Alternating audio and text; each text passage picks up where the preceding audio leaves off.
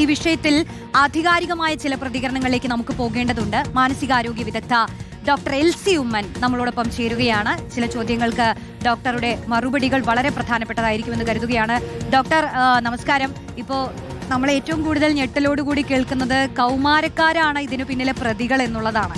എന്തുകൊണ്ടായിരിക്കും ഇത്തരത്തിൽ കൗമാരക്കാരെ ഇങ്ങനെ കുറ്റകൃത്യങ്ങളിലേക്ക് നയിക്കുന്നത്? അവരുടെ ആ ഒരു ചിന്താഗതി, മനോഭാവം, അതിനെക്കുറിച്ചൊക്കെ നമ്മളിപ്പോൾ മനസ്സിലാക്കേണ്ടത് എന്താണ് ഡോക്ടർ? ഒരു കാരണം നമുക്ക് പിൻ പോയിന്റ് ചെയ്ത് പറയാനായിട്ട് സാധ്യമല്ല. പല ഫാക്ടേഴ്സ് ചേരുമ്പോഴാണ് പ്രായത്തിലുള്ളവർ അല്ലെങ്കിൽ കുഞ്ഞുങ്ങൾ ഒരു കുറ്റകൃത്യത്തിലേക്ക് ഏർപ്പെടാനുള്ളൊരു സാധ്യത വരുന്നത്. പ്രധാനമായിട്ട് നമ്മൾ മനസ്സിലാക്കേണ്ടത് അവർ വളർന്നു വരുന്ന സാഹചര്യം എങ്ങനെയുള്ളതാണ്. ഫോർ എക്സാമ്പിൾ, ഇപ്പം കോൺഫ്ലിക്റ്റ് ഉള്ള ഒരു പാരൻസ് ആണെങ്കിൽ അങ്ങോട്ടും ഇങ്ങോട്ടും സ്വരച്ചേർച്ച ഇല്ലായ്മ, അതുപോലെ തന്നെ മറൈറ്റൽ ഡിസ്കോർഡ്, ദാമ്പത്യ പ്രശ്നങ്ങൾ, ലഹരി ഉപയോഗിക്കുന്ന മാതാപിതാക്കൾ, മറ്റ് വ്യക്തിത്വ പ്രശ്നങ്ങളുള്ള മാതാപിതാക്കൾ, അപ്പോൾ ഇതൊക്കെയും കണ്ടു വളരുന്ന കുട്ടികൾക്ക് സ്വാഭാവികമായിട്ടും പെരുമാറ്റ പ്രശ്നങ്ങളും അല്ലെങ്കിൽ മറ്റ് സ്വഭാവ വൈകൃതങ്ങളും വരാനുള്ള സാധ്യത ഏറെയാണ്.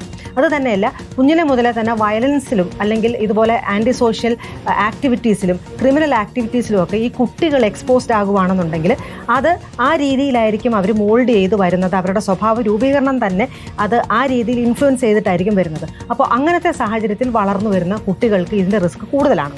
മൂന്നാമത്തെ ഒരു പ്രശ്നമെന്ന് പറയുന്നത് ജനിതക കാരണങ്ങളാണ്. അതായത് പാരമ്പര്യ ഘടകം എന്ന് പറയും. പരമ്പരാഗതമായിട്ട് തലമുറയായിട്ട് ഇത്തരത്തിലുള്ള വാസന, കുറ്റകൃത്യത്തിനുള്ള വാസന അങ്ങനെ ആ കുടുംബത്തിൽ ആർക്കെങ്കിലും ഉണ്ടെന്നുണ്ടെങ്കിൽ, ആ ട്രേറ്റ് അവർ ഇൻഹെറിറ്റ് ചെയ്തിട്ടുണ്ടെന്നുണ്ടെങ്കിൽ തീർച്ചയായിട്ടും ഇവർക്ക് ഒരു കുറ്റകൃത്യ വാസന അവരുടെ തലച്ചോറ് അങ്ങനെ തന്നെയാണ് ഡിസൈൻ ചെയ്ത് വെച്ചിരിക്കുന്നത്. അത് വരാനുള്ള സാഹചര്യം വരുമ്പോൾ ഏറെയാണ്. പിന്നെ അടുത്തൊരു പ്രധാന പ്രശ്നമെന്ന് പറയുന്നത് ലഹരി ഉപയോഗം തന്നെയാണ്. കാരണം ലഹരി ഉപയോഗിക്കുമ്പോൾ പണ്ട് കാലത്തൊക്കെ മുതിർന്നവർ, അതായത് ഒരു 10-20 വയസ്സിൽ 20s ലഹരിയോട് എക്സ്പോസ് ചെയ്ത് വരുന്നത്. പക്ഷേ ഇപ്പോൾ അങ്ങനെയല്ല. 10 വയസ്സിൽ താഴെ തന്നെ കുട്ടികൾ ലഹരിയിലേക്ക് എക്സ്പോസ്ഡ് ആയി വരുന്നു. അപ്പോൾ അവർക്ക് ആ ഒരു ഇൻഹിബിഷൻ നഷ്ടപ്പെടുന്നു. എന്തും ചെയ്യാനുള്ളൊരു ത്വരയും എന്തും ചെയ്യാനുള്ളൊരു പ്രവണതയും വരുന്നു. പിന്നെ പെരുമാറ്റ പ്രശ്നങ്ങൾ ഉള്ള കുട്ടികൾ, അതായത് കോണ്ടാക്ട് ഡിസോർഡർ എന്നൊക്കെ പറയും. അവർ ചെറുതിലെ മുതലേ തന്നെ ഇത് മാത്രമല്ല മറ്റെന്തെങ്കിലും ഒരു നിയമപ്രശ്നങ്ങൾ ഉൾപ്പെടാവുന്ന സാഹചര്യത്തിൽ അവർ പലതവണ ഉണ്ടാവണം. ഉദാഹരണത്തിന് അമ്മയുടെ ബാഗിൽ നിന്നും സാധനങ്ങൾ മോഷ്ടിക്കുക, അല്ലെങ്കിൽ അടുത്ത വീട്ടിൽ നിന്നും സാധനങ്ങൾ മോഷ്ടിക്കുക, നുണ പറയുക, വളച്ചൊടിച്ച് പറയുക. അപ്പോൾ ഇങ്ങനെ കോണ്ടാക്ട് പ്രശ്നങ്ങളുള്ള കുട്ടികളാണെന്നുണ്ടെങ്കിൽ, പഠനത്തിൽ പിന്നോക്കാവസ്ഥയുള്ള കുട്ടികളാണെന്നുണ്ടെങ്കിൽ, ഹൈപ്പർ ആക്ടിവിറ്റിയും അറ്റൻഷൻ ഡെഫിസിറ്റും ഉള്ള കുട്ടികളാണെന്നുണ്ടെങ്കിൽ ഇവർക്കൊക്കെയും ഇതിൻ്റെ റിസ്ക് കൂടുതലാണ്. പിന്നെ നമ്മൾ മറന്നു പോകാത്തൊരു കാര്യം, നമ്മുടെ ടെക്നോളജിയുടെ അഡ്വാൻസ്മെൻറ്റ് തന്നെയാണ് മൊബൈലിൻ്റെ അതിപ്രസരം. അപ്പോൾ ഈ വീഡിയോ ഗെയിംസ് ആണെന്നുണ്ടെങ്കിലും ഓരോ പ്രാവശ്യവും ഓരോ ലെവൽ അവർ ക്രോസ് ചെയ്ത് പോകണമെന്നുണ്ടെങ്കിൽ മിക്കവാറും വീഡിയോ ഗെയിംസിൻ്റെ കണ്ടന്റ് നമുക്കറിയാവുന്നതാണ്. വളരെ അഗ്രസീവായിട്ടുള്ള കണ്ടന്റ് ഉള്ള വീഡിയോ ഗെയിംസ്. അപ്പോൾ ഓരോ ലെവലും അവരുടെ എതിരാളിയെ കീഴ്പ്പെടുത്തിയതിന് ശേഷമായിരിക്കും അവർക്ക് അടുത്ത ലെവലിലേക്ക് പോകാൻ പറ്റുക. അപ്പോൾ അവർക്ക് സ്വാഭാവികമായിട്ടും ഒരു പ്ലഷർ കിട്ടുന്നു. അപ്പോൾ വീണ്ടും അങ്ങനെ ചെയ്യാൻ കിട്ടുന്നു. അപ്പം ആ ഒരു വെർച്വൽ വേൾഡിൽ പോലും ആ തരത്തിൽ അഗ്രഷനോടും ഒക്കെയും പൊരുത്തപ്പെട്ട് അതാണ് നോർമൽസി എന്നുള്ള രീതിയിൽ അവരതിനെ ചിത്രീകരിച്ച് അത് അവരുടെ റിയൽ ലൈഫിലും കൊണ്ടുവരാനായിട്ട് സാധ്യതയുണ്ട്. അത് തന്നെയല്ല, ഗ്യാങ് ആക്ടിവിറ്റീസ്. ഇപ്പോൾ അതേ തരത്തിലുള്ള സ്വഭാവ പ്രശ്നങ്ങളുള്ള, പെരുമാറ്റ പ്രശ്നങ്ങളുള്ള കുട്ടികളുമായിട്ട് കൂട്ടുകെട്ട് വരുമ്പോൾ അതും ഇൻഫ്ലുവൻസ് ചെയ്യാനുള്ള സാധ്യത ഏറെയാണ്. ഡോക്ടർ, ഇപ്പോൾ നിരവധി ഘടകങ്ങൾ ചൂണ്ടിക്കാട്ടി. അതിൽ തുടക്കത്തിൽ പറഞ്ഞൊരു കാര്യമുണ്ടല്ലോ, ഇവരുടെ ജീവിത പശ്ചാത്തലം. ഇപ്പൊ കരുവാറ്റയിലെ ഈ ഒരു കേസ് എടുത്തു നോക്കുമ്പോൾ തന്നെ ഈ കുട്ടികളുടെ, ഇപ്പോൾ ഈ പെൺകുട്ടിയുടെ സുഹൃത്തുക്കളുടെ ഒക്കെ കുടുംബ പശ്ചാത്തലം വലിയ ചർച്ചയാണ്. ഈ കുട്ടി മൊഴിയിൽ പറഞ്ഞിട്ടുള്ളൊരു കാര്യം, തനിക്ക് മാതാപിതാക്കളുടെ സ്നേഹമേ കിട്ടിയിട്ടില്ല എന്നുള്ളതാണ്. കാരണം അമ്മ മറ്റൊരു സ്ഥലത്ത്, അച്ഛനില്ല, അമ്മ മറ്റൊരു വിവാഹം കഴിക്കുന്നു. അപ്പോൾ ഇങ്ങനെ ഒരു അമ്മയുടെയും അച്ഛൻ്റെയും സ്നേഹം കിട്ടിയല്ല ആ കുട്ടി വളർന്നിട്ടുള്ളത്. ജീവിതത്തിൽ ഒരു സന്തോഷമേ അനുഭവിച്ചിട്ടില്ല എന്ന് പറയുകയാണ്. സുഹൃത്തുക്കൾക്കും ഇതേപോലെ തന്നെയാണ് അരക്ഷിതമായ സാഹചര്യങ്ങളിലൂടെ വളർന്നവർ. അപ്പോൾ ഇത്തരം ഘട്ടങ്ങളിൽ നമ്മൾ കുട്ടികളെ മാത്രം കുറ്റപ്പെടുത്തുകയല്ല വേണ്ടത്. ഒന്ന് തിരിഞ്ഞു നിന്ന് അവരുടെ അനുഭവങ്ങളെ അല്ലെങ്കിൽ അവരുടെ ജീവിത പശ്ചാത്തലത്തെ കുറിച്ചുകൂടി അറിയണം, ചർച്ച ചെയ്യണം. തീർച്ചയായിട്ടും സാഹചര്യം ആരാണോ ആ തരത്തിൽ ഉണ്ടാക്കുന്നത് അവരാണ് അതിന് ഉത്തരവാദി. അത് കുട്ടികളെ നമ്മൾ ഒരു കുറ്റവാളി എന്ന് പറയുന്നത്, മുദ്ര കുത്തുന്നത് പോലും ശരിയല്ല.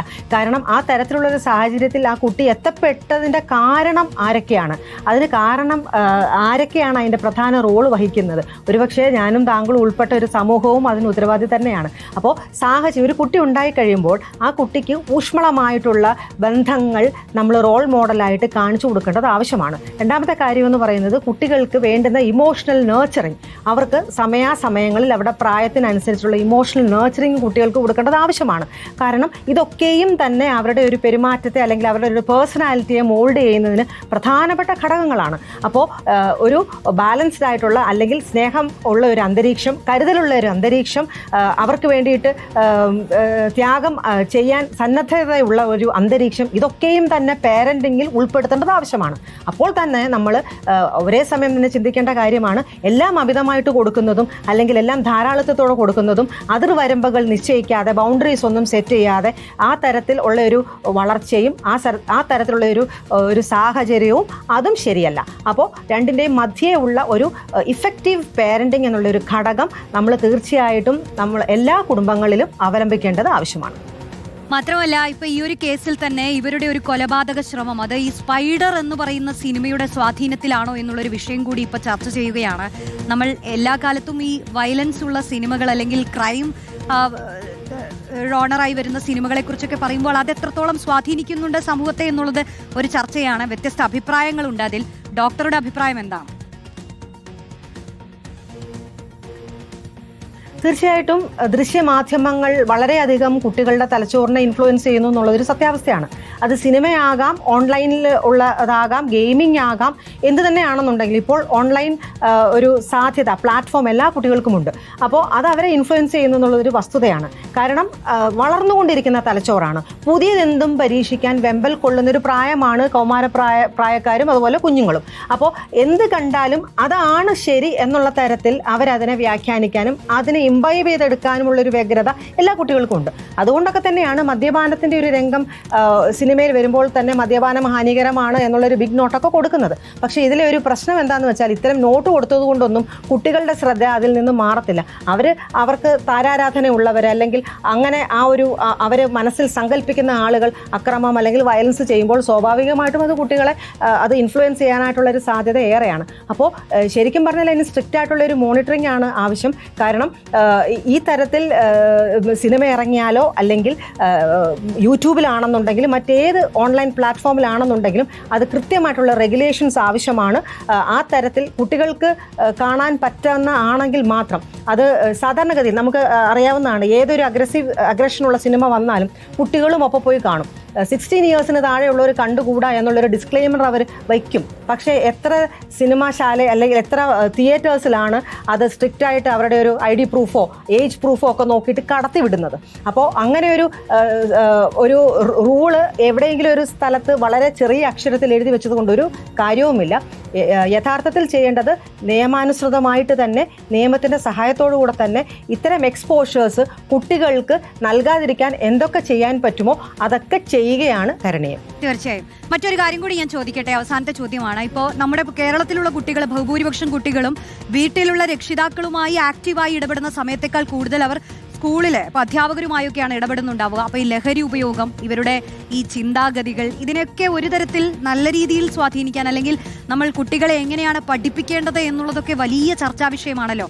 അധ്യാപകർക്കും അതിന് കഴിയേണ്ടതുണ്ട് അല്ലേ? വളരെയധികം പ്രാധാന്യമുണ്ട് ടീച്ചർമാരുടെ റോൾ. അധ്യാപകന്മാരുടെ റോൾ എന്ന് പറയുന്നത് നമ്മൾ ഉദ്ദേശിക്കുന്നതിലും അപ്പുറമാണ്. കാരണം 14 വർഷം ചെറുതൊന്നുമല്ല.